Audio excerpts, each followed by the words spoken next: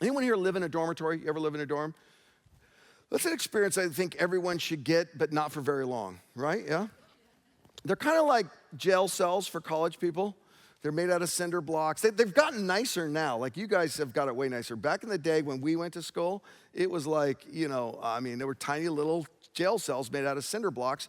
And there were some dormitories on some campuses that only housed all men or all women. That's kind of gone away. And there's some good reasons to make that go away, and there's some bad reasons to make that go away. One of the good reasons is the buildings that were dormitories for all men would get a certain smell in them.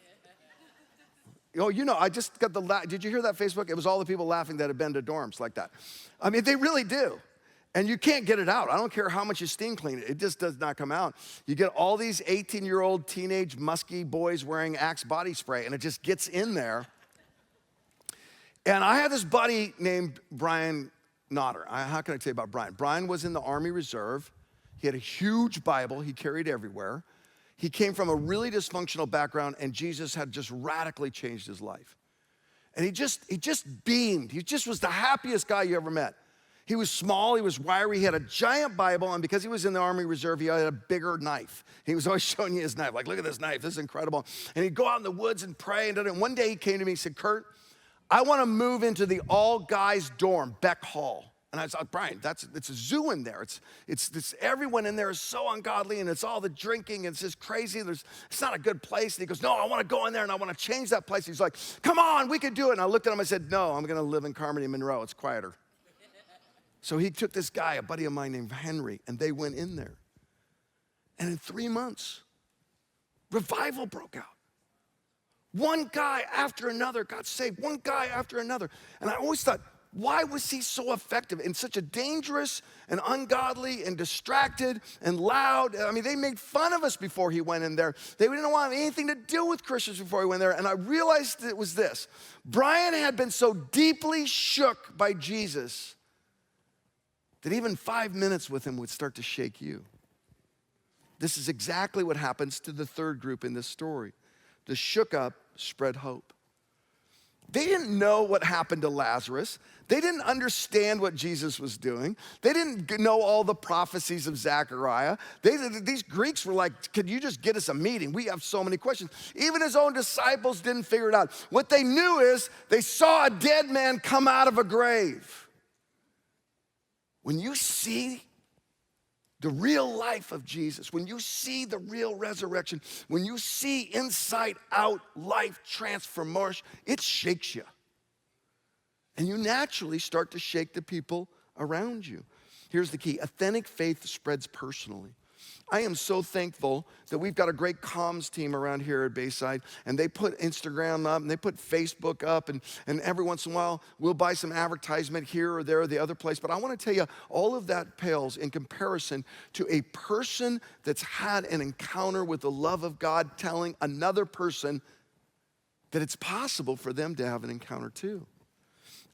Here's the question I want you to ask. Who are you inviting? I talked about this last week, but this is so important. There's a group out there called Lifeway Research. In 2014, they did a survey. I've actually seen multiple surveys of this. The Billy Graham Association did a survey like this a few years before this, and they all come to the same conclusion. And here's what it tells you.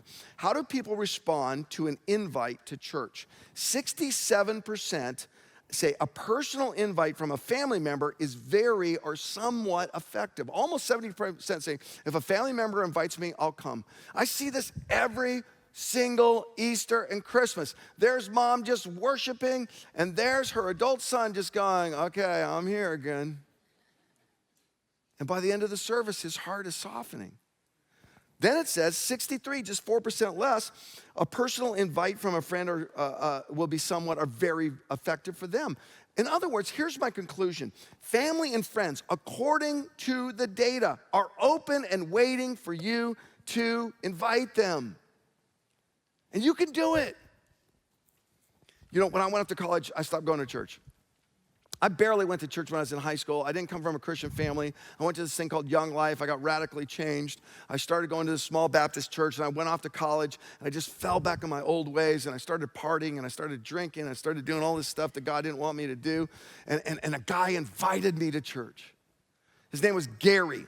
We called him Boof because he had big, huge, curly afro hair, and he was from the Tri-Cities, and he invited me. And you know what the funny thing about Gary is? Gary invited me to church. That got my life turned around. That got me to where I am today. I am a pastor because Gary went out on a limb, and he made me go to church. He invited me to church. Now, here's also who Gary was. Gary was the guy that I was getting drunk with every weekend. Gary was the guy buying the beer. He was 3 years older than us.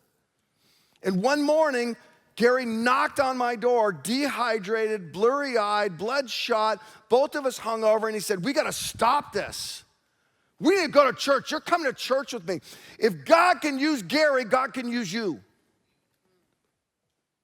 You don't have to be qualified.